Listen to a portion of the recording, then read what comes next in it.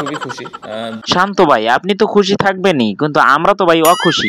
কারণ আপনাদের যে একের পর একে পাস যে পারফরমেন্স, এইটা দেখার পর তো আমাদের আর মাথা টাথা কাজ করে না। এখন আপনাদের প্রস্তুতি কেমন, প্লেয়ার কেমন কি পাইলেন? দলে আমি যেই প্লেয়ারগুলোকে চেয়েছিলাম ওই প্লেয়ারগুলোকে আমি 100% পেয়েছি। ভাই দলে যেহেতু যে প্লেয়ার আপনি চাইছেন সব প্লেয়ারই যদি পাইছেন, আবার 100% প্লেয়ার পাইছেন, তাহলে ভাই আপনাদের পারফরমেন্সের ক্ষেত্রে এত 100% না হইয়া 10% তো আপনারা পারফরমেন্স করতে পারেন না। পারফরমেন্সের সময় কি আপনারা নাকে তেল দিয়ে ঘুমান?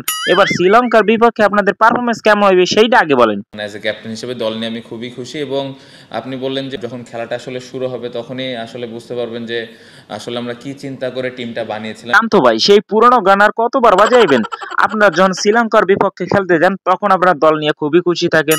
যখন আপনারা বিশ্বকাপ খেলতে যান তখন বলেন যে আপনারা কি মানে চিন্তা ভাবনা করে এই দলটা বানাইছেন, এই দলটা নাকি কাপ জেতার অধিকার রাখে। ভাই দিন শেষে কিন্তু আপনারা শুধুমাত্র ঘোড়ার ডিমের অধিকার রাখেন, শুধুমাত্র ঘোড়ার ডিম পান আর কিচ্ছুই পান না। এবার শ্রীলঙ্কার বিপক্ষে কি আপনারা এই ম্যাচ জিততে পারবেন এই টিমটা নিয়ে? আর এই টিমটা নিয়ে কি আপনারা অবশ্যই আমাদের একটু খুশি বানাইতে পারবেন? সেইটা বলেন মিয়া। প্রিপারেশনটা মোটামুটি ভালোই হয়েছে, বাট হ্যাঁ এটা এটা বলবো যে আর একটু বেটার হতে পারতো। কি হইছে শান্ত ভাই? প্রিপারেশন মোটামুটি ভালো হয়েছে।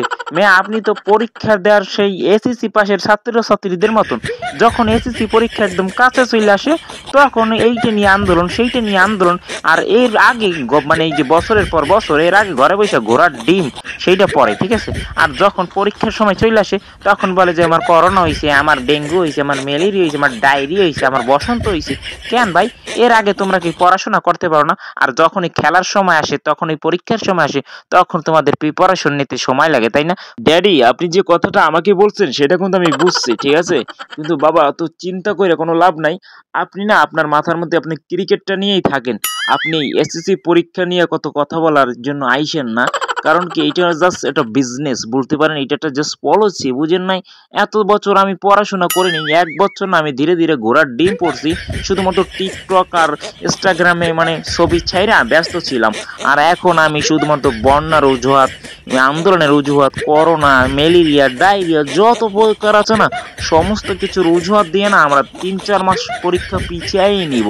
এটা আমাদের অধিকার। দেখছেন শান্ত ভাই, আমার ঘরে একটা আমি জানোয়ার পয়দা করছি। এই জানোয়ারে কি উল্টা ফুল্টা কথা বলে, সারা সময় আর আমি দেখি টিকটকের মধ্যে পড়ে থাকে, গেমের মধ্যে পড়ে থাকে, শুধুমাত্র আল ফল যত আছে না, এই পাড়ার আম চুরি জাম চুরি এইসব করেই ও কিন্তু পড়ে থাকে।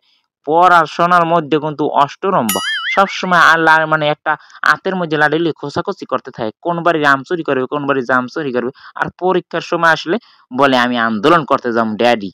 আরে ভাই, আপনি আপনার পার্সোনাল সমস্যা আপনার বাসায় যেয়ে সমাধান করেন। আমি মেয়ে খেলা নিয়ে অনেক মানে চিন্তা ভাবনার মধ্যে আছি, আর আমার প্রিপারেশন এখন আমি নিতে পারিনি আপনার ছেলের মতন, বুঝেন না? এখন আপনার পার্সোনাল সমস্যা তো আমি সমাধান করতে পারবো না। আপনার আর কোনো প্রশ্ন থাকলে আমাকে অবশ্যই খেলা বিষয়ে তাড়াতাড়ি বলেন, আমার আবার প্র্যাকটিস করতে যাইতে হবে। আচ্ছা ঠিক আছে শান্ত ভাই, আপনার আমি আমার লাস্ট প্রশ্নটা করতে চাই।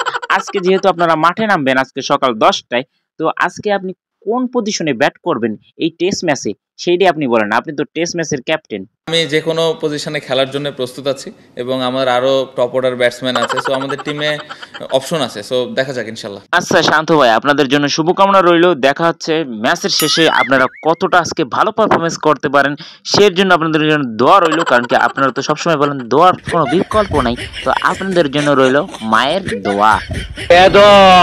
তোর মুখে আমি মুইতা দিমু। ঠিক আছে ঠিক আছে।